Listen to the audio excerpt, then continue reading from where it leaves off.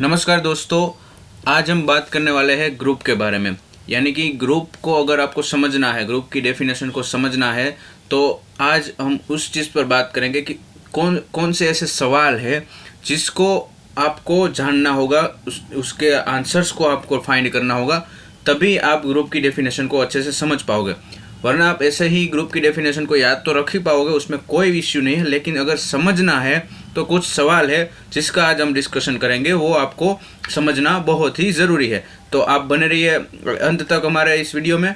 और हाँ, हमारा एक इंस्टाग्राम आईडी भी है, आप चाहे तो उसे फॉलो भी कर सकते हैं ताकि हम दूसरे प्लेटफॉर्म पर भी कम्युनिकेट कर सकें। और दूसरा एक हमारा क्लासमेट गुजराती चैनल भी है, आप चाहे तो उसे भी सब्सक्राइब कर सकते हैं। दोनों की लिंक मैंने डिस्क्रिप्शन में दे दी है। तो आइए हमारे टॉपिक पर चर्चा करते हैं। तो क्वेश्चन आंसर्स देखेंगे। तो सबसे पहला सवाल उठता है कि what is a group. Group क्या है। आपको अगर कोई पूछे कि भाई ग्रुप क्या है, तो आप डेफिनेशन बताओगे, लेकिन वो असल में है क्या। जैसे आपको मैं बोलूँ कि 1 2 3 4 ये क्या है, तो आप बोलोगे ये संख्या है, नंबर्स है। उसी तरह मैं आपको पूछूं कि ग्रुप क्या है, तो आपका जवाब होना चाहिए कि ग्रुप एक एल्जेब्रिक स्ट्रक्चर है। समझ गए। अब what is an algebraic structure. अब एल्जेब्रिक स्ट्रक्चर क्या है। कोई आपको बोले कि भाई ग्रुप क्या है, तो आप जवाब दोगे कि एल्जेब्रिक स्ट्रक्चर है, लेकिन आपको पता भी तो होना चाहिए ना कि एल्जेब्रिक स्ट्रक्चर होता क्या है। अगर एल्जेब्रिक स्ट्रक्चर आपको नहीं पता, तो आपको मैं बता दूं कि एल्जेब्रिक स्ट्रक्चर एक सेट है। किसका सेट है? Mathematical objects. अब मैथमेटिकल ऑब्जेक्ट्स से क्या मतलब है? तो मैथमेटिकल ऑब्जेक्ट से मतलब है नंबर्स हो सकते हैं, वेक्टर्स हो सकते हैं, फंक्शंस हो सकते हैं। तो इन सारी चीज़ों का कोई ना कोई एक सेट होगा। जैसे हमें स्टैंडर्ड सेट पता है नंबर्स के, नेचुरल नंबर्स है, इंटीजर का सेट है, रेशनल नंबर का सेट है, रियल नंबर का सेट है, कॉम्प्लेक्स नंबर का सेट है। तो ये सारे सेट्स ये नंबर के हैं। उसी तरह वेक्टर के भी होंगे और उसी तरह फंक्शंस के भी होंगे। और उसके साथ सेट के साथ एक और दूसरी चीज़ क्या आएगी? Binary operations, mathematical binary operations. तो बाइनरी ऑपरेशंस का आपने जो अभ्यास है वो 11th-12th में किया हुआ है। फिर भी आपको थोड़ा बहुत नहीं पता, तो बता दूं कि बाइनरी ऑपरेशंस के एग्जांपल आपको बताऊं तो एडिशन है, मल्टीप्लिकेशन है, कंपोजिशन ऑफ फंक्शन है। ये सारी चीज़ें बाइनरी ऑपरेशंस के एग्जांपल्स है। आप बताओगे तो मैं उसका भी वीडियो बना दूंगा। और उसके बाद तीसरी चीज़ आती है एक्सोम्स, मतलब कि रूल्स। मतलब क्या कि एल्जेब्रिक स्ट्रक्चर हम किससे बोलेंगे, जिसमें पहले तो एक सेट होगा। सेट किसका होगा? मैथमेटिकल ऑब्जेक्ट्स का। और वो मैथमेटिकल ऑब्जेक्ट्स किस तरह के होंगे? तो वो होंगे नंबर्स, वेक्टर्स, फंक्शंस। और वो सारे के सारे नंबर्स किससे जुड़े, मतलब कि उस पर क्या आपको अप्लाई करना है? Binary operations. उसका एग्जांपल क्या है? एडिशन है, मल्टीप्लिकेशन है, कंपोजिशन ऑफ फंक्शन। इसके अलावा भी बाइनरी ऑपरेशंस हो सकते हैं। इसके अलावा भी मैथमेटिकल ऑब्जेक्ट्स हो सकते हैं। मैंने यहाँ पर सिर्फ कुछ एग्जांपल के थ्रू आपको चीज़ें समझाने की कोशिश की है। और वो सारी की सारी चीज़ें, मतलब क्या, सेट और बाइनरी ऑपरेशन वो किसी रूल के साथ जुड़े हुए होते हैं। और एक और सवाल उठता है कि क्या बाइनरी ऑपरेशन हर एक एल्जेब्रिक स्ट्रक्चर में एक ही होगा? तो किसी में एक हो सकता है और एक से ज़्यादा भी हो सकता है। फॉर एग्जांपल, अगर आपको पता है तो रिंग और फील्ड में एक से ज़्यादा बाइनरी ऑपरेशन होता है, लेकिन सेट तो एक ही होता है। और जहाँ तक बात है ग्रुप की, तो आप ग्रुप की डेफिनेशन देखोगे तो उसमें क्या होगा कि उसमें एक सेट होगा और एक ही बाइनरी ऑपरेशन होगा और कुछ रूल्स होंगे जिसको वो बाइनरी ऑपरेशन और सेट मिलकर फॉलो करने चाहिए, तभी वो एल्जेब्रिक स्ट्रक्चर ग्रुप कहलाएगा। तो ये हो गया हमारा एल्जेब्रिक स्ट्रक्चर। अब बात करते हैं कि ग्रुप इम्पोर्टेंट क्यों है। मतलब कि हम पढ़ रहे हैं, लेकिन उसका इम्पोर्टेंस क्या है। तो हमें ये चीज़ पता होनी चाहिए कि ग्रुप है वो एल्जेब्रिक स्ट्रक्चर है। और वो एल्जेब्रिक स्ट्रक्चर की जहाँ तक बात आती है, तो एब्स्ट्रैक्ट एल्जेब्रा यानी कि मॉडर्न एल्जेब्रा को हम उसको हम छोड़ नहीं सकते। मतलब कि क्या कि ग्रुप जो है वो पार्ट है, कंसेप्ट है एब्स्ट्रैक्ट एल्जेब्रा का, मॉडर्न एल्जेब्रा। इसीलिए ये इंपॉर्टेंट है। आप बोलोगे कि भाई ये कैसा आंसर हुआ कि कोई चीज़ इंपॉर्टेंट है तो वो किसी का पार्ट है। तो मैं आगे उसको समझाऊंगा कि एब्स्ट्रैक्ट एल्जेब्रा अपने आप में मैथमेटिक्स में कितना इंपॉर्टेंस रखती है, उसका इन्फ्लुएंस दूसरी मैथमेटिकल ब्रांच में किस तरह का है, किस तरह का रोल है। अगर आप वो समझेंगे तो आप अपने आप समझ जाओगे कि ग्रुप का इंपॉर्टेंस मैथमेटिक्स के अंदर किस तरह का है। और चौथा क्वेश्चन है कि what is abstract algebra. Abstract algebra क्या है? तो एब्स्ट्रैक्ट अलजेब्रा का सिंपल सा आंसर है कि वो मैथमेटिक्स की ब्रांच है, रादर मैं कहूँगा कि ये प्योर मैथमेटिक्स की ब्रांच है जो स्टडी करती है एल्जेब्रिक स्ट्रक्चर्स की। तो अब सवाल उठता है कि एब्स्ट्रैक्ट अलजेब्रा इंपॉर्टेंट क्यों है। जैसे मैंने बताया कि अगर मैं बताऊं कि एब्स्ट्रैक्ट अलजेब्रा इंपॉर्टेंट क्यों है तो आप समझ जाएंगे कि ग्रुप का मैथमेटिक्स के अंदर इंपॉर्टेंस किस तरह का है। तो हम उसका एक एग्जांपल के थ्रू समझेंगे।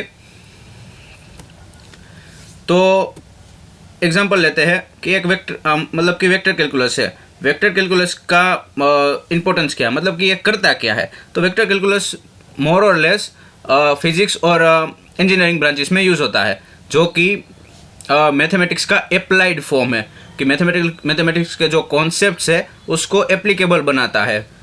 और वेक्टर कैलकुलस में दो पार्ट है, एक वेक्टर और कैलकुलस। कैलकुलस में क्या आता है तो डिफरेंशिएशन आता है, इंटीग्रेशन आता है, और उसका बेसिक अंडरस्टैंडिंग मतलब कि उसका बेस क्या है कैलकुलस का, तो स्टडी ऑफ चेंज, मैथमेटिकल वे में चेंज को स्टडी करना, जो डिफरेंशिएशन और इंटीग्रेशन से हम करते हैं। और जहाँ तक बात है वेक्टर्स, तो वेक्टर्स क्या है, वेक्टर्स आपको जो फिजिकल फॉर्म में चीज़ें होती है, जैसे प्रकाश की किरणें है, फिर मैग्नेटिक फील्ड है, तो जो सारी चीज़ें जिसमें डायरेक्शन का इंपॉर्टेंस होता है वहाँ हम वेक्टर का कॉन्सेप्ट लेकर आते हैं।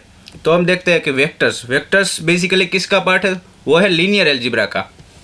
और वेक्टर्स की डेफिनेशन क्या है, तो वेक्टर्स है वो एलिमेंट्स है वेक्टर स्पेस के। अब वेक्टर स्पेस की आप डेफिनेशन समझोगे तो उसमें आपने एक लाइन पढ़ी होगी, vector space over field F. अब देखो फील्ड एफ, यहाँ पर फील्ड एफ वर्ड आया, वो फील्ड कौन सा है, वो फील्ड है एब्स्ट्रैक्ट अलजेब्रा का पार्ट है, कंसेप्ट है, और वो फील्ड है अलजेब्रिक स्ट्रक्चर। मतलब क्या कि आपका जो वेक्टर कैलकुलस है वो वेक्टर पे डिपेंड करता है, और वेक्टर की डेफिनेशन कहाँ पर डिपेंड करती है, वेक्टर स्पेस की डेफिनेशन पर। और वेक्टर स्पेस की डेफिनेशन किस कॉन्सेप्ट पर आधार रखती है, फील्ड पर। और फील्ड कहाँ जा रहा है, एब्स्ट्रैक्ट अलजेब्रा पर। मतलब क्या, एब्स्ट्रैक्ट अलजेब्रा में जो प्योर मैथमेटिक्स का जो एसेंस है, वो कॉन्सेप्ट है, जो उदाहरण है वो फील्ड की, उसका आधार लेकर हम आगे बढ़ रहे हैं। मतलब आप समझ सकते हैं कि एब्स्ट्रैक्ट अलजेब्रा यहाँ पर कितना इंपॉर्टेंस रखता है। और ये जो पूरा का पूरा वेक्टर स्पेस है वो कहाँ से आता है, उसकी ब्रांच कौन सी है, लीनियर अलजेब्रा। अब बात करते हैं कैलकुलस की। तो कैलकुलस को आपको समझना होगा, तो उसमें इंटीग्रेशन डिफरेंशिएशन आता है, लेकिन आप ज़्यादातर केस में दो टाइप के नंबर्स यूज़ करते हैं। कौन कौन से, एक रियल एनालिसिस वाला और एक कॉम्प्लेक्स एनालिसिस वाला। आप बोलोगे कि आपने तो नंबर बोला, यहाँ पर आप एनालिसिस बोल रहे हो। देखिए हम जो नंबर बोल रहे हैं वो नंबर सिर्फ नंबर सेट नहीं है। रियल नंबर्स का सेट यूज़ कर हम मतलब कि रियल नंबर्स का यूज़ करके हम कैलकुलस का इंटीग्रेशन कर रहे हैं, डिफरेंशिएशन कर रहे हैं, ओडी कर रहे हैं, पीडी कर रहे हैं, और कॉम्प्लेक्स नंबर का भी सेम उस तरह से यूज़ करते हैं। देखिए ये जो नंबर्स हम यूज़ कर रहे हैं उसके साथ हम उसका बाइनरी ऑपरेशंस को भी यूज़ कर रहे हैं जो पहले से डिफाइंड है, जैसे कि एडिशन, जैसे कि सब्ट्रैक्शन, मल्टीप्लिकेशन, डिवीज़न। ये सारे के सारे ऑपरेशंस भी उस नंबर के साथ आते हैं। और हमें पता है कि उसमें आइडेंटिटी एलिमेंट भी होगा एडिशन का, उसमें मल्टीप्लिकेशन का भी आइडेंटिटी एलिमेंट होगा, इन्वर्स प्रोसीजर भी होगी, मतलब इन्वर्स एलिमेंट भी होगा, एसोसिएटिव रूल भी होगा। वो सारी की सारी चीज़ें पहले से डिफाइंड है, तभी तो हम उसे कैलकुलस में यूज़ कर पा रहे हो। और इसी के कारण हम उससे रियल एनालिसिस और कॉम्प्लेक्स एनालिसिस में भी इस्तेमाल कर पा रहे हैं, रियल नंबर के फील्ड को और कॉम्प्लेक्स नंबर के फील्ड्स को।